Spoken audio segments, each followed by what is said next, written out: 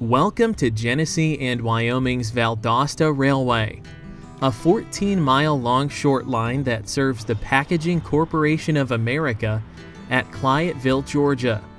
The massive PCA mill at Clyattville is strategically located about 5 miles north of the Florida-Georgia line and is easily accessible from Interstate 75. Called the Valdosta Containerboard Mill, this facility is known for producing high-quality cardboard for shipping packages. In fact, it's likely that the very Amazon box delivered to your home this week was produced here.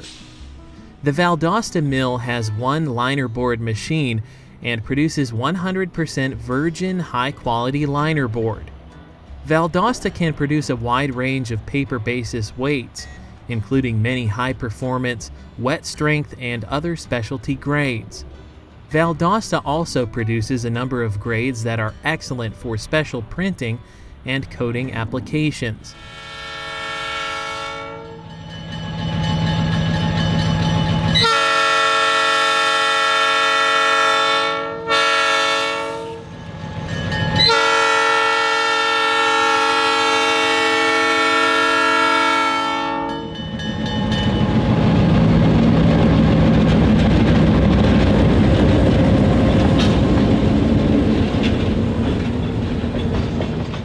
We stumbled upon the Valdosta Railway on this windy November morning as they were switching cars around the PCA facility. Valdosta crews begin their workdays around 8 a.m., typically starting at Clyattville. The railroad's office and small yard are located directly across the street from the PCA mill, so the best way to know if they're running is to check by the yard. If either of the two locomotives are missing, that means the Valdosta men are out somewhere along the line. With a short train consisting of 2 tank cars and a string of about a dozen box cars, we would follow the Valdosta Railway from Clyattville to its namesake city. Valdosta is roughly 10 miles from Clyattville by rail and is where the G&W short line interchanges with both CSX and Norfolk Southern.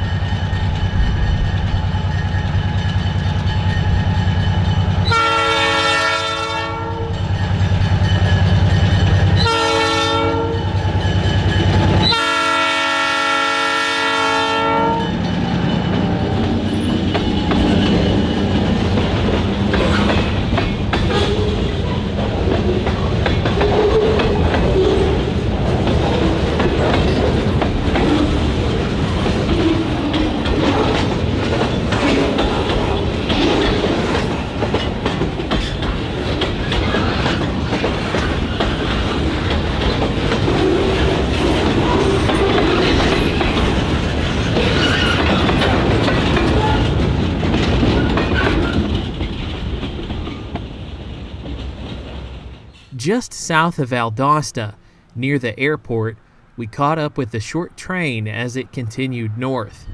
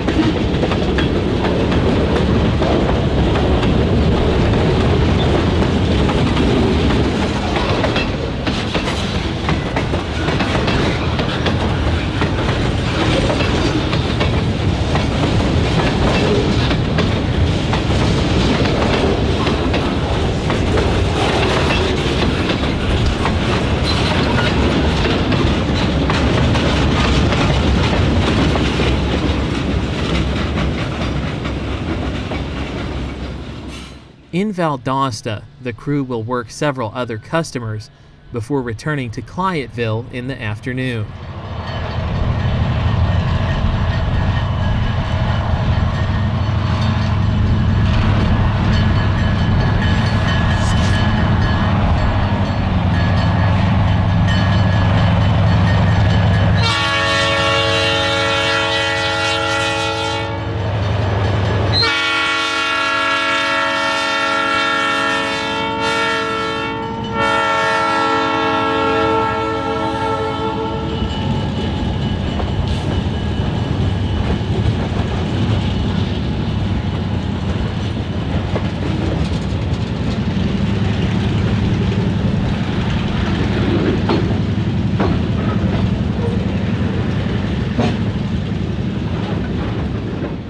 North of the lumber mill, Valdosta has a small yard where inbound and outbound freight cars are sorted before being delivered to customers or interchanged with the Class 1 railroads.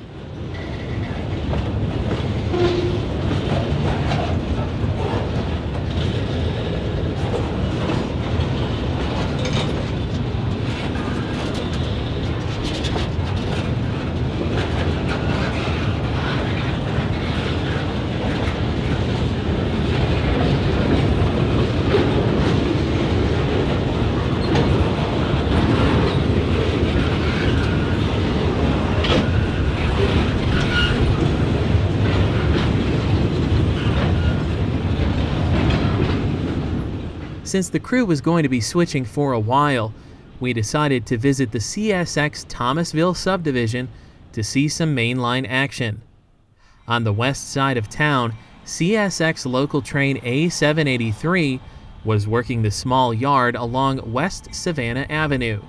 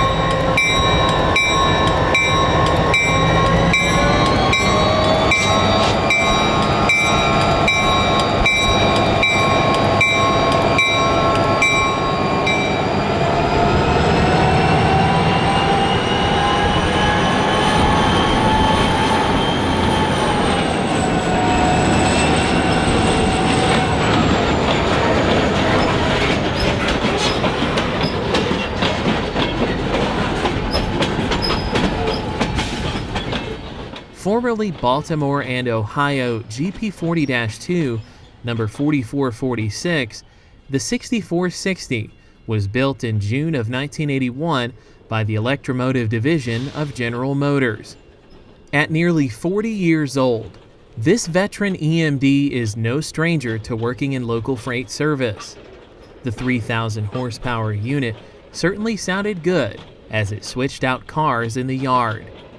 The friendly crew informed us that the train would be leaving within an hour and that they would head east with their consist to the ADM plant, which is about 3 miles to the east of town.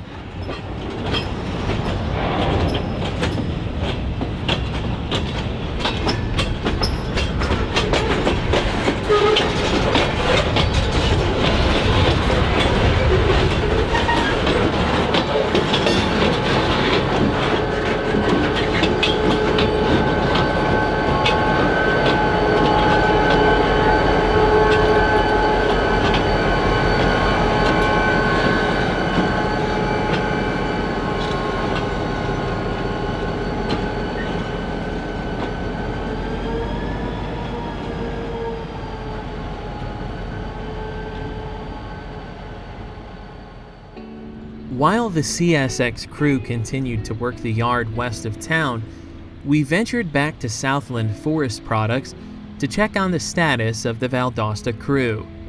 They were still hard at work, switching out cars that were delivered by Norfolk Southern and CSX. We would watch as they pulled out of the yard for more headroom.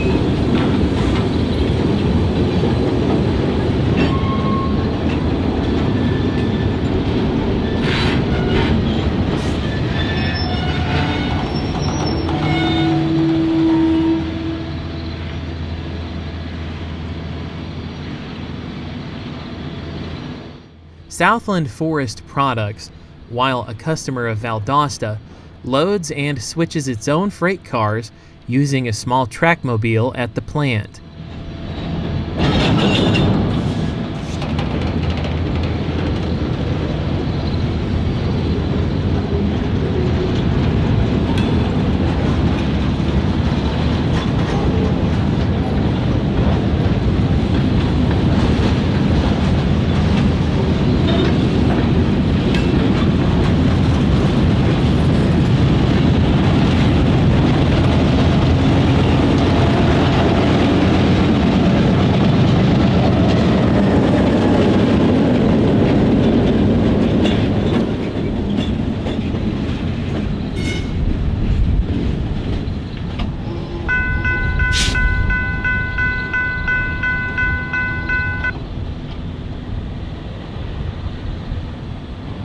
With the Valdosta crew still switching out the G&W yard south of town, we decided to venture back north to the CSX line. The local we had seen earlier was just departing the yard, heading east for ADM.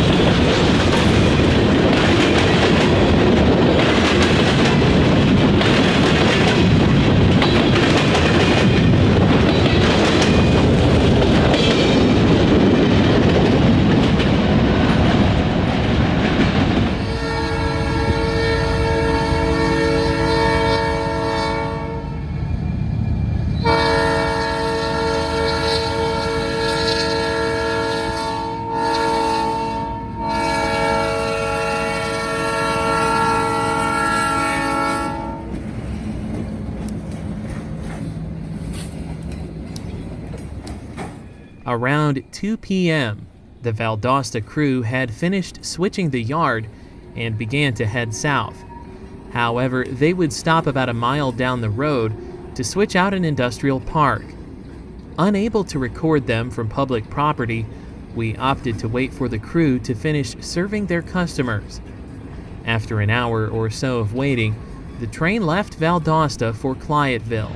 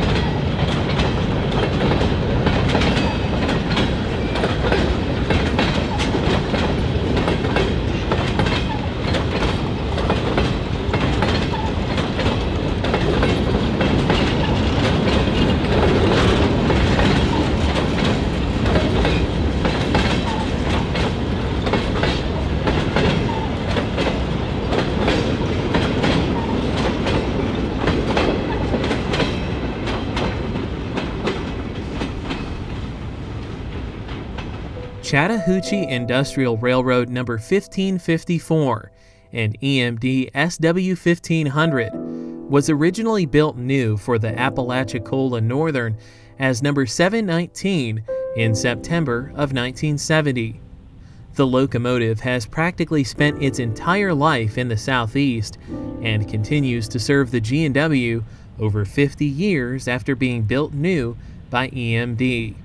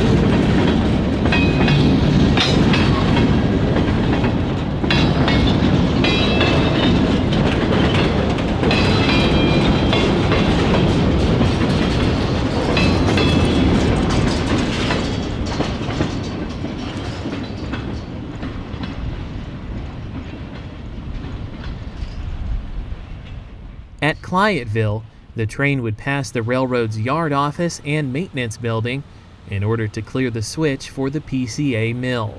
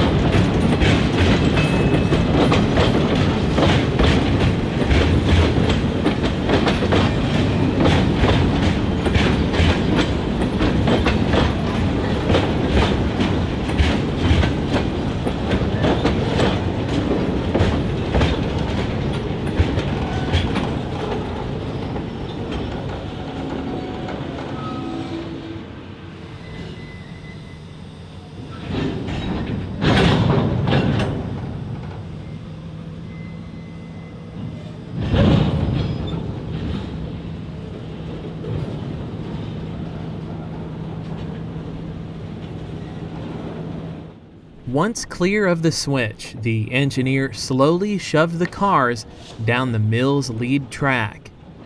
This would conclude our first visit to the Valdosta Railway.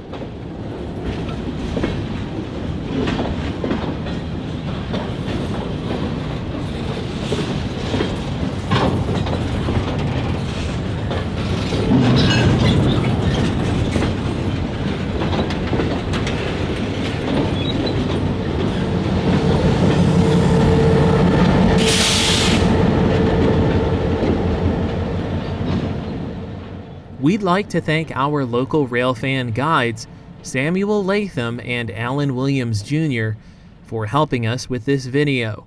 Without their valuable input, it simply wouldn't have been possible. And to our viewers, thank you for watching Delay in Block Productions. We hope you enjoyed this overview of G&W's Valdosta Railway.